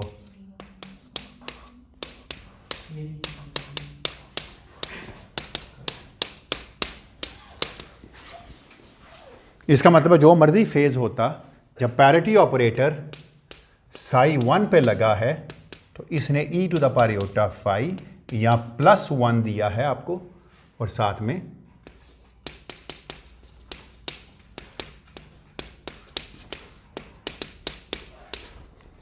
है ना। तो इसका मतलब अगर इसको मैं 1 कह लेता, फेज तो अपने कंट्रोल की चीज़ थी ना मेरे, मुझे क्या जरूरत पड़ी है साथ रखने की। इसका मतलब है जो इसकी वैल्यू मुझे मिली है वो मिली है plus e to the power iota 5 psi 1। देखा आइगन वैल्यू +1 है ना। सिमिलरली अगर साई 2 पे लगाएंगे, पॉजिटिव एनर्जी में दूसरा साई 2 था ना, तो उस पे भी यही मिलेगा e to the power iota 5 +1 psi 2। Psi 3 पे क्या होगा? कौन बताएगा? साई 3 में क्या होता है? यहां पर 0 होता है, यहां पर काई 1 होता है और काई 2 होता है, और यहां साइन बदल जाता है, तो ऑटोमेटिकली जब वो इस पे लगेगा तो माइनस है। इसका मतलब है जो पॉजिटिव एनर्जी हैं उनकी पैरिटी +1 है, और नेगेटिव एनर्जी वाले सॉल्यूशंस की पैरिटी क्या है? -1। This is known as an intrinsic parity. Every particle has an intrinsic parity is equal to +1, and every particle with negative energy has an intrinsic parity -1। Particle की आप कोई भी पूछे parity क्या है, पॉजिटिव एनर्जी की तो +1 है, नेगेटिव एनर्जी की क्या है? -1 है। That's all. ये एक चीज़ है जो इंपॉर्टेंट है। ये जी क्या चीज़? नहीं, हर एक के लिए होगा ये, हर एक की हम बना लेंगे इस तरह। Every particle has intrinsic parity +1, every negative energy state has intrinsic parity -1। Plus और माइनस आयोटा किसकी होगी? आयोटा आपका फेज है, वो आपने डाला है, ना भी डालते कोई फर्क नहीं। की वैल्यू भी निकाली थी t स्क्वायर से। प्लस आयोटा हो या माइनस आयोटा हो, आयोटा तो आपकी चॉइस थी ना, आयोटा तो आपने लिखा था ना लिखते आयोटा के साथ, या आयोटा का साइन या प्लस होगा या माइनस होगा, तो पैरिटी तो प्लस या माइनस ही होगी ना। एक ही प्लस आयोटा होगी, एक ही माइनस आयोटा होगी, डजेंट मैटर, साइन तो प्लस और माइनस ही है ना इंट्रिंसिक का। आयोटा तो आपकी चॉइस थी ना, आप कहते थे नहीं मुझे पैरिटी +-1 साइन नहीं पसंद, मुझे आयोटा पसंद है, तो मैं आयोटा लिख लेता। ये +-1 और प्लस-माइनस आयोटा है या फिर नहीं, कुछ भी हो सकती है ना। मैं जो लेके चला हूँ, मैं इन चारों में से सिर्फ एक कॉम्बिनेशन लेके चला हूँ, ये वाला, मैं पैरिटी ये लेके चला हूँ। आप कहते नहीं मैं ये रख सकता हूँ, आप में से कोई दूसरा कहता मैं ये रख सकता हूँ, कोई तीसरा कहता मैं ये रख सकता हूँ, जो मर्जी रखते। डेफिनेशन शुरू में ही सेट हो जाती, जब डेफिनेशन शुरू में ही सेट हो जाती तो कोई प्रॉब्लम ही ना रहता। फिर दो पॉसिबल वैल्यूज होंगी बस, आइगन वैल्यूज प्लस होगी या माइनस होगी, बस, और कुछ भी नहीं। बिल्कुल एग्जैक्टली। Any other question? शाबाश, गुड। बस एक कंफ्यूजन कि पार्टिकल या इलेक्ट्रॉन हम पॉजिटिव एनर्जी के सॉल्यूशन को कहते हैं या फिर जो स्पिनर एक बनता है, क्योंकि पॉजिटिव एनर्जी में भी 2 बनेंगे, तो उसमें भी हम डिस्टिंग्विश करते हैं ना। तो पॉजिटिव एनर्जी सॉल्यूशन इलेक्ट्रॉन है या फिर उसका एक स्पिनर इलेक्ट्रॉन है, इसमें से किस? स्पिनर के तो 4 कंपोनेंट्स हैं। उसको कहेंगे इलेक्ट्रॉन या फिर पॉजिटिव एनर्जी? नहीं, 4 सॉल्यूशंस हैं, 4 सॉल्यूशंस होंगे, आगे जाके देखेंगे हम। एक स्पिनर इलेक्ट्रॉन का भी हो सकता है पॉजिटिव एनर्जी का, 2 स्पिनर हो सकते हैं जो पॉजिटिव एनर्जी इलेक्ट्रॉन के हैं, 2 स्पिनर्स हो सकते हैं जो नेगेटिव एनर्जी, क्योंकि स्पिनर के 4 कंपोनेंट है, 4 कंपोनेंट स्पिनर है। 4 कंपोनेंट स्पिनर का ताल्लुक सिर्फ ये है कि वो स्पिन अप भी हो सकता है, स्पिन डाउन भी हो सकता है। इसका मतलब इलेक्ट्रॉन स्पिन अप भी हो सकता है, स्पिन डाउन भी हो सकता है। सिमिलरली एक नेगेटिव एनर्जी का इलेक्ट्रॉन भी स्पिन अप भी हो सकता है, तो स्पिन डाउन भी हो सकता है। ये कतन नहीं है कि स्पिनर सिर्फ एक इलेक्ट्रॉन के, नहीं, 4 स्पिन कॉम्बिनेशन है उसके पास, 4 ये नहीं हो सकते। एक स्पिनर को एक इलेक्ट्रॉन नहीं, एक स्पिनर में सब कुछ हो सकता है, पॉजिटिव एनर्जी भी हो सकती है, नेगेटिव एनर्जी भी हो सकती है। सर तो एक इलेक्ट्रॉन मतलब सुपरपोजिशन है वो नहीं, एक स्टेट है वो, क्योंकि ये वेव पैकेट होगा, इसमें पॉजिटिव एनर्जी सॉल्यूशंस भी होंगे, नेगेटिव एनर्जी, साई के अंदर सब कुछ शामिल है।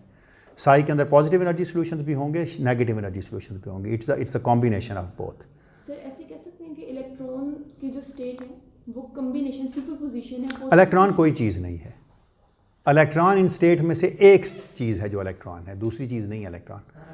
एक स्पिन हाफ पार्टिकल की स्टेट के पास इलेक्ट्रॉन पॉजिटिव एनर्जी का भी हो सकता है और इलेक्ट्रॉन नेगेटिव एनर्जी का भी। ये कहना मुनासिब है।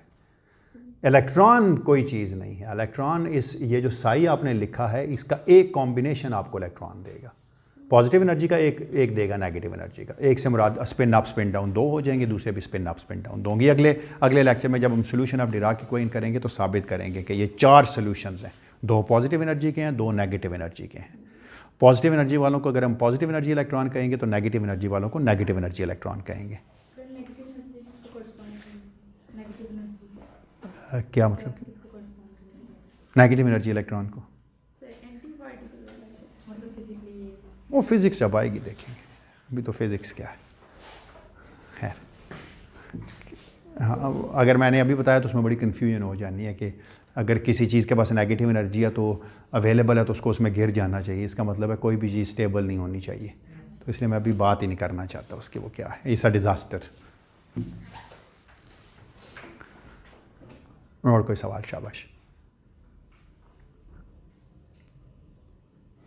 प्रॉपर इम्प्रॉपर टॉलरेंस का रिपीट कर देना ताकि ये कब हम किसके प्रॉपर और इम्प्रॉपर टॉलरेंस ट्रांसफॉर्मेशन, इसमें जो आपने डिफरेंस बताया था वो डिटर्मिनेंट क्या है? एक का +1 है, एक का -1 है, बस। मतलब फिजिकली हम कब space reflection is an improper transformation, boost and rotation is a proper Lorentz transformation. बस जब भी आप किसी चीज़ को रोटेट करेंगे या किसी को बूस्ट करेंगे सी बीटा वेलोसिटी के साथ, तो वो उस वक्त आप प्रॉपर लॉरेंस ट्रांसफॉर्मेशन करेंगे। अदरवाइज़ ये अगर मिरर रिफ्लेक्शन होगा तो इम्प्रॉपर लॉरेंस ट्रांसफॉर्मेशन होगी, क्योंकि मैंने बताया था आप +1 से -1 में नहीं जा सकते विदाउट पासिंग फ्रॉम 0।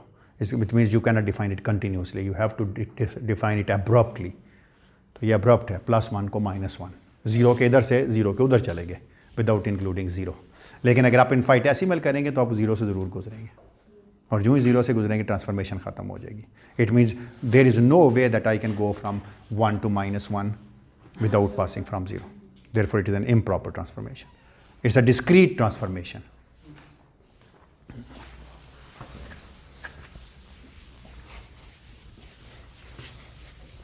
मैं बार बार आपसे सिर्फ ये कहता हूँ कि मैथमेटिक्स आपको करना पड़ेगा।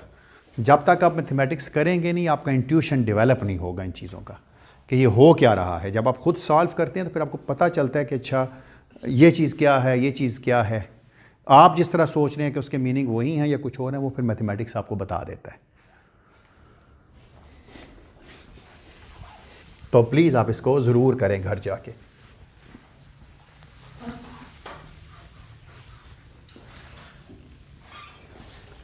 और अगर आपने ना किया तो जिस स्पीड से मैं पढ़ाता हूँ ना, आप देखिएगा, आप जो आगे जाएंगे ना, जिन्होंने मुझसे पहले कोर्स पढ़ा उनसे पूछने लगता है ऐसे स्लो चल रहे हैं, पूरी किताब ख़त्म हो जाएगी, आपको बता दूँ।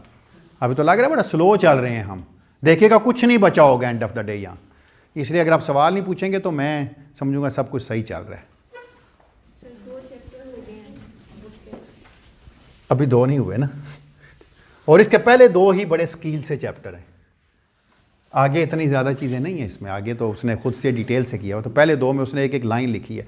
ये जो मैंने आपको नहीं कहा पॉजिटिव और नेगेटिव एनर्जी, बॉर्कन एंड ड्रेल देखें तो वो एक लाइन लिखता है, कहता है नॉन रिलेटिविस्टिक लिमिट में positive energy has eigen parity eigen value +1 and -1, similarly negative energy has this value. तो उसने एक लाइन लिखी है, तो उसका ये प्रूफ था अभी कि पॉजिटिव एनर्जी वाली +1 है। अच्छा जी, चलें। अब सवाल ये पैदा होता है कि साई एक स्पिनर है, स्पिनर है तो उसके 4 कंपोनेंट थे। मैं कुछ ऐसे कॉम्बिनेशंस इनके बना सकता हूं जो मैट्रिक्स ना हो। एक मैंने बना के दिखाया आपको कंटिन्यूटी इक्वेशन वाला, याद है ना, साई बार या साई डैगर गामा जीरो, यानी साई बार गामा म्यू साई मैंने अभी आपको बना के दिया है। एक कॉम्बिनेशन मैंने आपको बना के दिया था, और वो क्या था, एक मैट्रिक्स नहीं था ना। इसका मतलब है इन सारे चीज़ों को जोड़ के मैं कई किस्म के बाइलीनियर बना सकता हूँ ना, और इनको हम कहते हैं बाइलीनियर कोवेरिएंट्स। अब आपको लफ्ज़ों का मतलब पता चलेगा क्या है। बाइलीनियर, याद है अभी हमने डिराक की कोवेरिएंट स्टडी की है ना। मुख्तलिफ बाइलीनियर कोवेरिएंट बना सकते हैं साइज को जोड़ के। कितने बन सकते हैं, पहली तो बात है मैं इनको लिखूंगा गामाज के साथ। पहले मैं गामाज लिखूंगा, मैं बड़ा गामा के साथ लिखता हूं। एक तो स्केलर हो सकता है वन एक ऐसी चीज है जो एक नंबर है। साइज को इस तरह जोड़ेंगे हम उनमें दरमियान में डाल के साई बार साई के दरमियान में आप क्या क्या डाल सकते हैं। 1 लिख सकते हैं, और क्या लिख सकते हैं, अच्छा कहते हैं मुख्तलिफ गामा एंड्स हैं। वेक्टर लिख सकते हैं जो कि क्या होगा, गामा म्यू होगा। साई बार साई के दरमियान में कोई भी 4x4 का मैट्रिक्स डाल सकते थे ना आप। और क्या डाल सकते थे आप, एक एक्सियल वेक्टर भी डाल सकते हैं। एक्सियल वेक्टर कहते हैं गामा म्यू। मैं देखता हूं ये कहां लिखता है, गामा 5 नीचे या ऊपर, वैसे फ़र्क नहीं पड़ता गामा 5 की डेफिनेशन में, देख पता नहीं कहां लिखता है ये इस तरह लिखता है मेरा गामा म्यू गामा 5, और ये इतनी ठीक है जितना ये है। अच्छा पहली बात है गामा 5 है क्या। गामा 5 कोई नया मैट्रिक्स नहीं है। गामा 5 जो है वो बराबर है iota gamma 0 gamma 1 gamma 2 gamma 3 के, सारों का कॉम्बिनेशन है, गामा 0 गामा 1 गामा 2 गामा 3। अच्छा चलें, एक एक्सियल वेक्टर बना लिया मैंने, एक सूडो स्केलर भी बना सकता हूं मैं, उसको पी से लिखते हैं। इसके दरमियान में मैं गामा 5 इंसर्ट कर सकता हूं, और एक आखिरी भी बना सकता हूं जिसे कहते हैं टेंसर, जो कि क्या है, सिग्मा म्यू न्यू। और तो कोई नहीं बना सकते थे ना गामा को जोड़ के, या बना सकते हैं, बताएं आप, कोई भी बनाए, इन्हीं की फॉर्म में लिखा जाएगा। साई बार साई के दरमियान में आप 1 डाल सकते हैं, 4 वेक्टर गामा डाल सकते हैं, गामा म्यू गामा 5 डाल सकते हैं, सिग्मा म्यू न्यू डाल सकते हैं, सिग्मा न्यू गामा 5 भी डाल सकते हैं, डजंट मैटर, कोई फर्क नहीं, लेकिन वो नई चीज़ नहीं है, वो वापस उसी में रिड्यूस हो जाएगा। टोटल कितने गामास डाल सकते हैं, कोई बता सकता है आप में से, कितने होंगे ये कितने होंगे, ये कितने हैं, एक ये है, ये कितने हैं, 4 हैं, ये कितने हैं, 4 यानी क्योंकि 4 वेक्टर है ना। ये कितने हैं, और ये कितने हैं, 6। सिग्मा म्यू न्यू 6 थे ना, याद है ना आपको, एंटी सिमेट्रिक था ना। टोटल कितने बन गए, 4 5 9 10 16।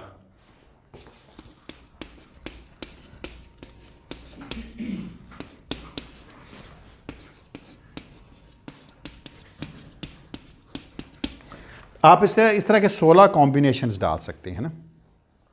तो हम ये कहते हैं 16 कंपोनेंट्स हो सकते हैं ना, गामा 1 ये आ सकता है, कुछ भी आ सकता है, कंपोनेंट्स नाम भी कहें तो doesn't matter. So they are 16, there are नहीं करता मैं, थोड़ी सी कंफ्यूजिंग लैंग्वेज लग रही है ये। सो दे आर 16 इन टोटल, ये टोटल 16 होंगे। हम डाल के देखेंगे इनको अभी, ठहरे थोड़ी देर में, लेकिन पहले इन गामास की थोड़ी सी प्रॉपर्टीज देखते हैं। पहले मेरा पहला क्लेम ये है कि इनको हम कहते हैं गामा एन, और n क्या है, n is just they are 16। Gamma 0 s होगा तो 1 है, गामा वेक्टर में एक गामा 1 है, दूसरा गामा 2 है, तीसरा गामा 3 है, चौथा कोई और है, जो भी आप कह रहे हैं। वेक्टर के 4 गामास है ना। हर गामा जो है वो उसमें होल्ड करेगा इस चीज़ को। अच्छा अब आप एक चीज़ देखें ज़रा, आप में से पहला क्लेम ये है जी कि फॉर ईच गामा n, ये आप मुझे बताएंगे, फॉर ईच गामा n का स्क्वायर जो है वो +1 के बराबर है। एग्री करते हैं मेरी इस बात से, नहीं करते? अच्छा अगर स्केलर होता तो 1 का स्क्वायर क्या था, 1। गामा 1 का स्क्वायर क्या था, 1, गैमा 2 का स्क्वायर क्या था, गैमा 3 का, गैमा 0 का 1। सिमिलरली गैमा म्यू गैमा 5 का स्क्वायर भी 1 है। क्यों? क्योंकि गैमा 5 की बड़ा अच्छा मैट्रिक्स, बड़ा एक शरीफ सा मैट्रिक्स है। गामा म्यू जो है वो गैमा 5 हर एक के साथ एंटी कम्यूट करता है, सबका ही दोस्त है माइनस साइन के साथ, है ना। कोई वसूली ज़रूर करता है एक माइनस साइन की, लेकिन हर एक के साथ दोस्ती बना के चलता है। Gamma 5 anti commutes with all the gammas. For each gamma n का स्क्वायर 1 के बराबर है। मैंने आपको बता दिया कि अगर आप एस डालें 1 का स्क्वायर डालें, या वी में से पहला डालेंगे गैमा 1 का स्क्वायर भी 1 है, गैमा 2 का भी, गैमा 3 का भी और गैमा 0 का भी। सिमिलरली इसका भी आप निकाल सकते हैं, गैमा 1 गैमा 5 का स्क्वायर, तो ये किसके बराबर होगा, गैमा 1 गैमा 5 फिर गैमा 1 गैमा 5। एंटी कम्यूट करेंगे आप, जवाब वापस वही बन जाएगा। You can always proof it. कर लोगे प्रूफ या नहीं? कर लोगे ये चीज़ें सारी? चलो, प्लस माइनस 1 है। कोमेल की शक्ल से मुझे याद आया -1 भी हो सकता है, प्लस -1 है। क्यों? इसको देखो ना ज़रा, अगर ये लिखा होता गामा 1 गैमा 5 का स्क्वायर, तो किसके बराबर होता है ये, गामा 1 गैमा 5, गामा 1 गामा 5। अच्छा, ये बात और भी याद रखिएगा, गैमा 5 का स्क्वायर जो है वो +1 के बराबर होता है। अच्छा, ये दोनों एंटी कम्यूट करेंगे तो क्या आ जाएगा, minus gamma 1 gamma 5 gamma 5 gamma 1। क्यों? एंटी कम्यूट करेंगे तो एक माइनस आ जाएगा। So this is equal to minus gamma 1 का square which is equal to -1। तो इसलिए मैंने +-1 लिख दिया। अब सही हो गया? हाँ, चलो, शाबाश, गुड। अच्छा, दूसरी इंपॉर्टेंट प्रॉपर्टी क्या है, हर गैमा n के लिए, फॉर ईच गैमा n, हर गैमा n का मतलब क्या है, 16 में को 6 की फॉर्म में लिखा जा सकता है, SVA कुछ भी। For each gamma n except gamma s, एक ये बीच में बड़ा अजीब सा है, क्यों, ये स्केलर है ना, there exist gamma m such that, यानी हर गैमा n के लिए, लेकिन n को s नहीं होना चाहिए, v भी हो सकता है, a भी हो सकता है, p भी हो सकता है, टेंसर भी हो सकता है ना, रैंक 2 का। इन सब के लिए एक गैमा m एग्जिस्ट करता है इस तरह का कि gamma n gamma m is equal to minus gamma m gamma n। You can prove it. मैं कर दूं या आप करेंगे?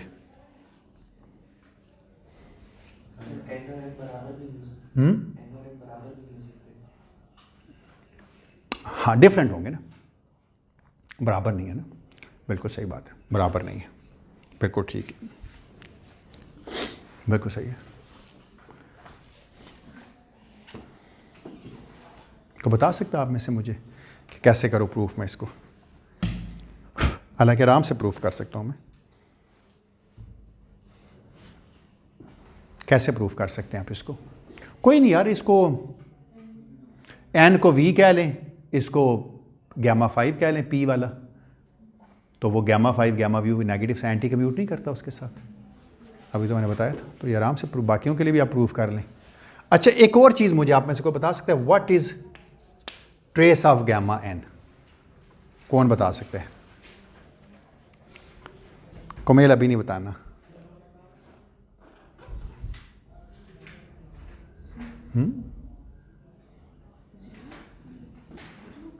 जीरो होगा? क्यों होगा जीरो? चले,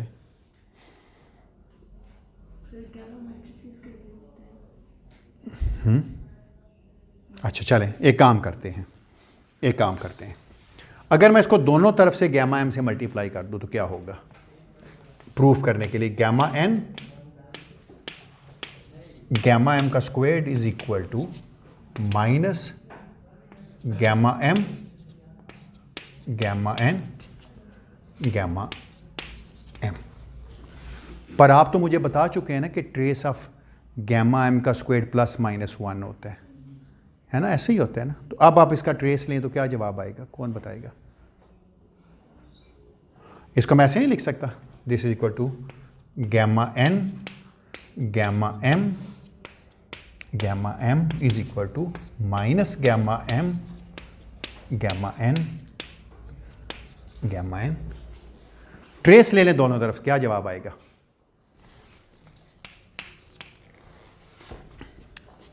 अच्छा, फर्क नहीं पड़ता गैमा एम की जो भी चीज़ रखेंगे आप, +1 रखेंगे +1 आ जाएगा, दोनों तरफ -1 रखेंगे -1 आ जाएगा। So this becomes trace of gamma N.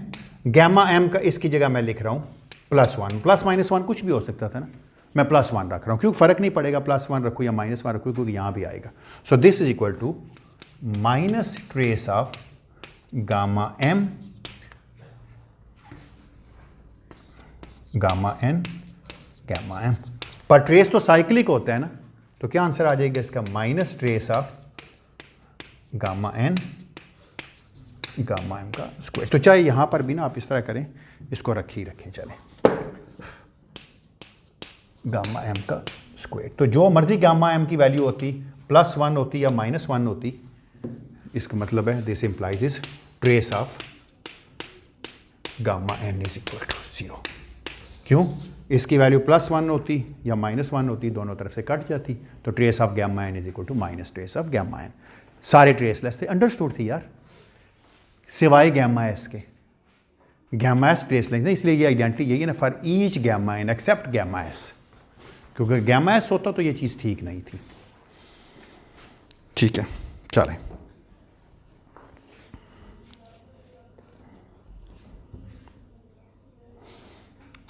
एक और छोटी सी आइडेंटिटी प्रूफ कर लेते हैं आज, फिर यहीं पे ख़त्म करेंगे, फिर इसकी एप्लीकेशन अगले लेक्चर में देखेंगे। अच्छा, हर दफ़ा हमने एस को एक्सक्लूड करना है क्योंकि आइडेंटिटी है ना, अगर आइडेंटिटी ना होती तो अलजबरा क्लोज ना होता, आइडेंटिटी का होना ज़रूरी था ना हमारे पास। मैं आप एक काम छोटा सा करूँगा, वो ये है कि except gamma s, so there exist, क्या चीज़ एग्जिस्ट करती है जी? A gamma n, there exist a gamma n which is not equal to gamma s such that को मैं वैसे लिखूंगा क्योंकि वक्त कम है। आप कोई से दो गैमास को जोड़ें तो नया गैमा बन जाएगा।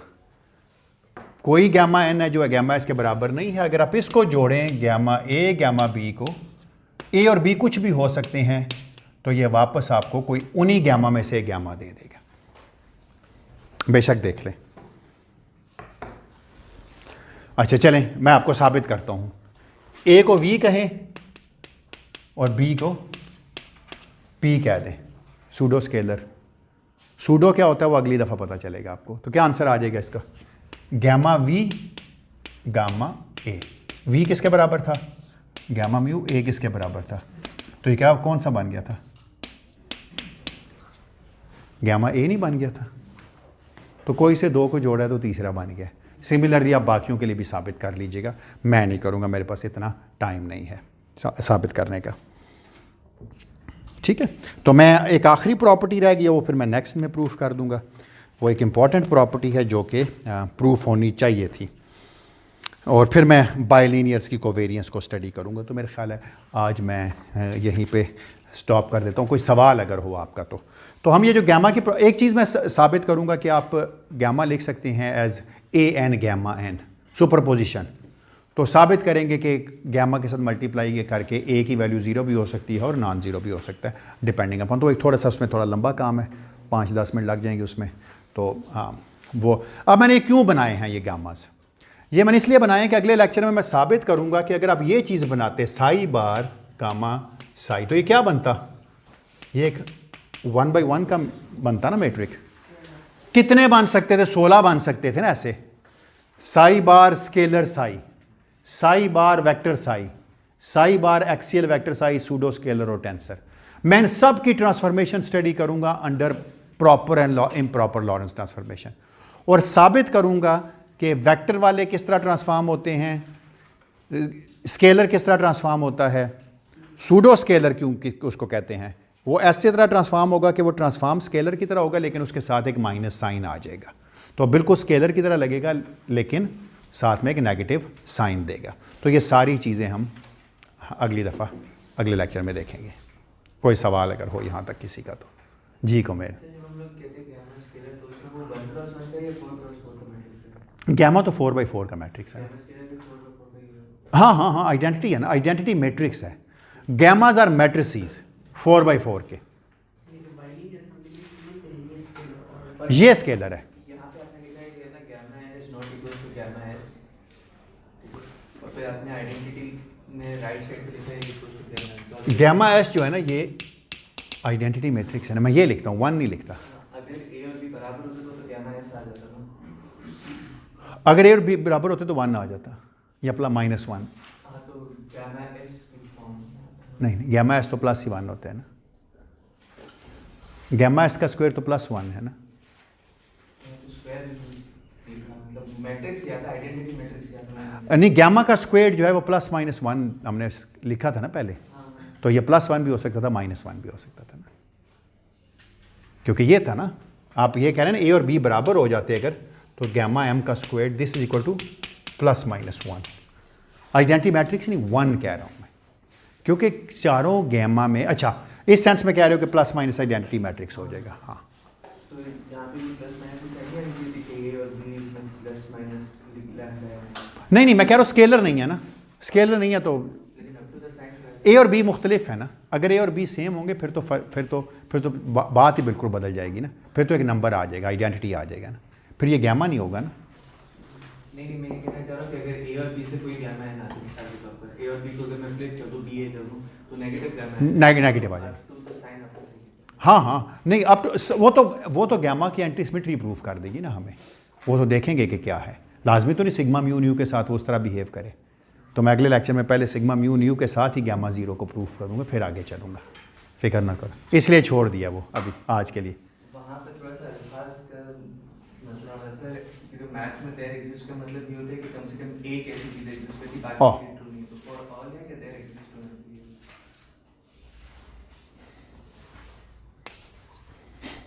अब खैर, अब मैथमेटिक्स की लैंग्वेज देयर एग्जिस्ट गैमा, कोई एक तो एग्जिस्ट करेगा, बाकी के लिए ट्रू, बाकी के लिए ना भी हो, किसी एक के लिए तो ट्रू है, एक के लिए तो होना चाहिए, ठीक है, एक के लिए तो एक एक करके सारे चेक कर लेंगे, खैर ठीक है ना। चलो अगले लेक्चर में मैं अलजबरा क्लोज कर दूंगा, फिक्र न कीजिए, मैं सारों के लिए साबित करूंगा अगले लेक्चर। ये गामा है, गामा भी कभी गामा एस नहीं दे सकते? नहीं, +- गैमा एस दे सकते हैं, क्योंकि गैमा का स्क्वायर +-1 होता है ना, आइडेंटिटी होता है ना। यानी कि प्लस गामा एस दे सकते हैं, प्लस गैमा एस भी दे सकते हैं, माइनस गैमा एस भी। ऊपर ये not equal to gamma s के लिखा मैंने कहा there exist a gamma n not equal to gamma s, वो गैमा एस नहीं है मेरे पास, वो यहाँ पे बात हो रही है ए और बी के लिए। ए और बी में अगर मैं ए को गैमा एस रखता और बी को वी रखता तो हमेशा वो गैमा वी देता। मैंने जबकि ये कहा है कि दो डिफरेंट गैमास को मिलाएं तो कोई नया गैमा बन जाता है। अगर गैमा एस हो तो कोई नया गैमा नहीं बनेगा ना, अगर गैमा एस गामा वी हो तो वो गैमा वी बनेगा ना, नया तो नहीं बनेगा ना। जबकि मैंने ये कहा कि ए और बी जो मुख्तलिफ अगर हों तो कोई नया गैमा बनेगा। तो ये रिस्ट्रिक्शन ए और बी पे होनी चाहिए कि एस के बराबर नहीं है? ये इन जनरल एस के ऊपर है ना, कि अब एस में एक एस को मैंने ए कहा है, एन को दूसरे एन को मैंने बी कहा है, मैं ये कह रहा हूँ। अच्छा, यानी कि ए बी पे है, एन के ऊपर नहीं। ये ले, अब ठीक है, एन नहीं लिखता सी लिख देता हूँ, चलो। लेकिन ये रेस्ट्रिक्शन हमेशा यहाँ लगाई जाती है ना, इनपुट पे, आउटपुट तो वैसे ही आ जाती है ना। इनपुट पे रिस्ट्रिक्शन लगाई है कि इनपुट में जो भी एन है वो ए और बी नहीं है, आउटपुट पे जो मर्जी हो, ठीक है। तो ये चले, कन्फ्यूजन को ख़त्म करने के लिए इसको सी लिख लेते हैं। शाबाश, वेरी गुड। और कोई सवाल? अब अगली दफ़ा साई बार साई सारे प्रूफ हो जाएंगे और पता चल जाएगा कि पैरिटी क्यों कंजर्व नहीं होगी।